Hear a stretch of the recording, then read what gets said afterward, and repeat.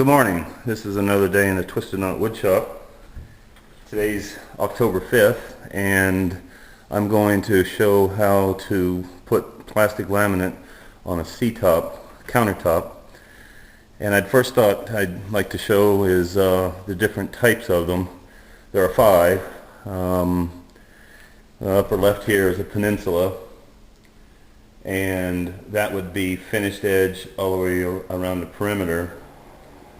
The second would be a mitered, which is the absolute hardest to do, and the finished edge would be around this perimeter here, but you would still have to miter the joint there.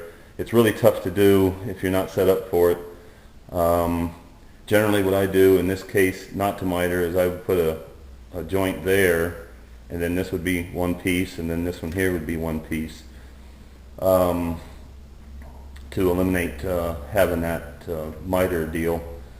Then you have an island, which would stand out here, say, in your kitchen, and then the finish edge is all the way around the perimeter. Then you have finished edge left, which means that the wall would be here, and this would be your finished edge on these two sides, and then the opposite for finish edge right. And again, it'd be just a flip mirror image of that one. In this case, the wall would be here. But doing the countertops is, or drawing them out, is an easy thing. Putting the countertop together can be difficult and somewhat scary to some people, but really it's not that hard. So I got to move the tripod here. This is a one-man video shop. So give me a minute here. I'll take you over to a countertop I've got going on here, and I've got to get the tripod set right.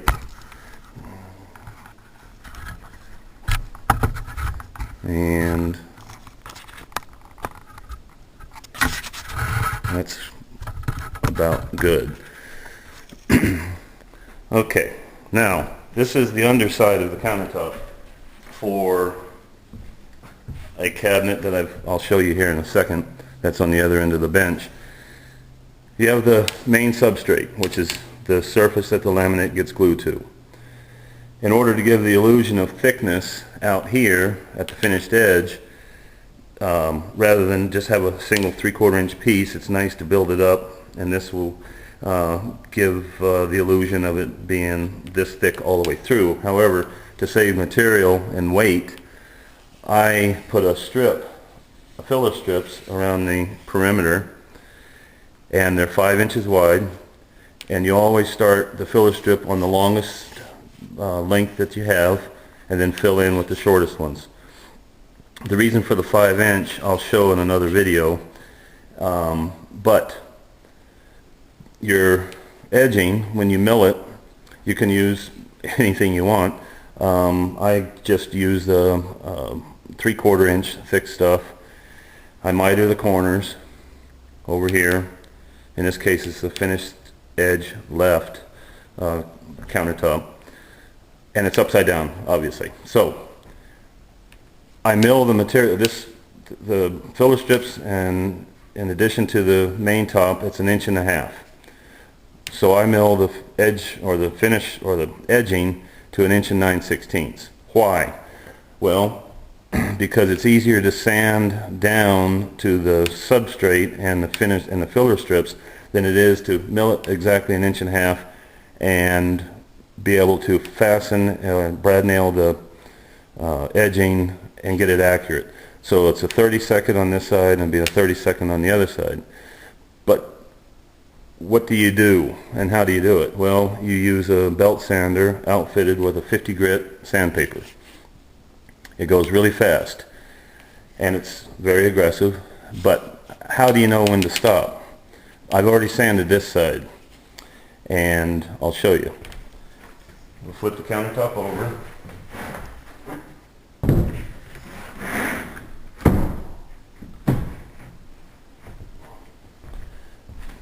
And you'll notice, if I zoom in really close, you'll see tick marks all along the perimeter edge. Okay, you put those tick marks down, and you make sure that you give an abundance at any miter. And then your belt sander, don't worry about doing in the field first. Do the perimeter first. When you see these tick marks on the main field disappear, then you know that your edging is perfectly flat with the substrate. At that point, then you move your belt sander towards the field inside here and sand that. Just enough to rough it up. All you're doing is making it scuffed up so that the glue that you use, the contact cement for the laminate and the substrate, is going to stick nice. And what you do is you glue your edging. I just take this little pan here and pour regular carpenter's glue in it with a little bit of water. You want it about half the consistency of the way it comes out of the bottle. And brush it on the substrate, and then brush a little bit on the edging. Make sure you catch your miters, and then brad nail it to your substrate and let it set until the glue dries, and then you're ready to sand. Don't sand too early, because sometimes, especially if you don't brad nail it enough, you could flex the edging down away from the substrate, and then you end up with a cup. And then that'll telegraph through with your laminate, and that will be, well, real ugly.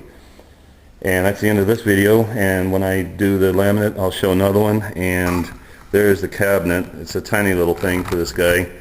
I got the face frame ready to go. It's in there drying.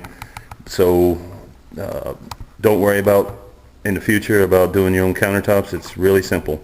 And in the next video, I'll show how to put laminate down. Thank you for watching.